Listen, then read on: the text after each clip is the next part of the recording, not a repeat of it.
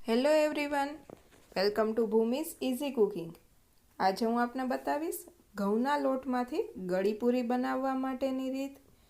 એકદમ જ સરળતાથી અને ટેસ્ટી એવી આ ગળીપૂરી કઈ રીતે બને તેના માટે આ વિડીયોને છેલ્લે સુધી અચૂક જોજો। જો આ ચેનલ પર નવા હોય તો ચેનલને સબસ્ક્રાઈબ કરવાનું ભૂલશો નહીં। સબસ્ક્રાઈબ કરવું એકદમ જ ફ્રી છે।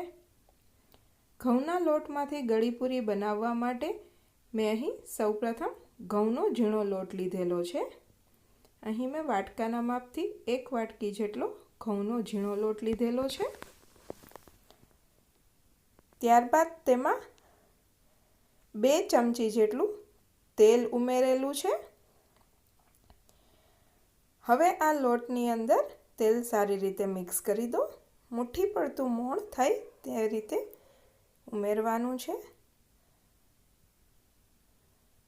તમે જોઈ શકો છો કે એકદમ સારી રીતે તેલ લોટ સાથે મિક્સ થઈ ગયું છે।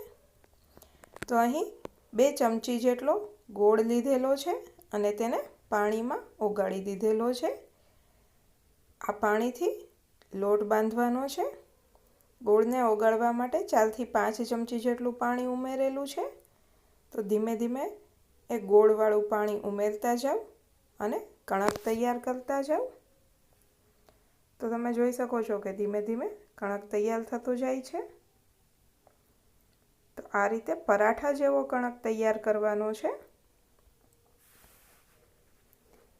પાણી એકદમ જ ધીમે ધીમે ઉમેરતું જવાનું છે અને મિક્સ કરતું જવાનું છે। તમે જોઈ શકો છો કે લોટ એકદમ સારી રીતે મિક્સ થઈ ગયો છે। હવે તેમાં 1 ચમચી જેટલું તેલ ઉમેરી તેને સારી રીતે મસળી લો। આ રીતે એકદમ સારી રીતે મસળાઈ જાય એટલે તેને ઢાંકી દો। આ લોટને ઢાંકીને 20 થી 25 મિનિટ સુધી રહેવા દો।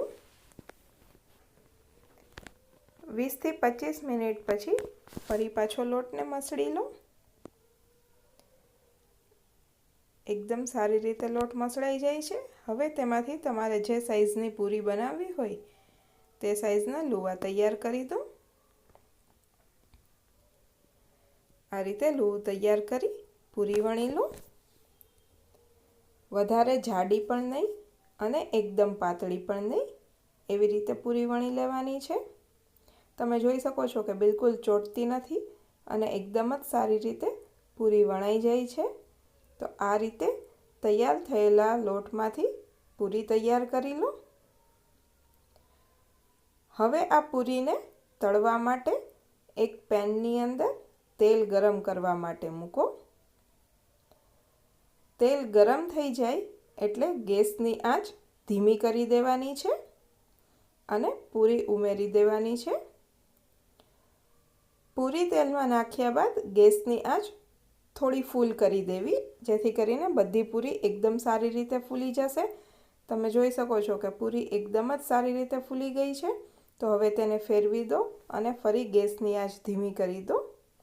આ રીતે બંને સાઈડ પર બ્રાઉન કલરની થાય ત્યાં સુધી તેને કૂક કરવાની છે। તો તૈયાર છે ઘઉંના લોટમાંથી ગળીપૂરી। આને તમે લાંબો સમય સુધી સાચવી પણ શકો છો। એકદમ ટેસ્ટી એવી આ ઘઉંના લોટમાંથી ગળીપૂરી આ વખતે તમે પણ ઘરે ટ્રાય કરજો। તેનો ટેસ્ટ તમને કેવો લાગે છે તે મને કમેન્ટ બોક્સમાં અચૂકથી જણાવજો।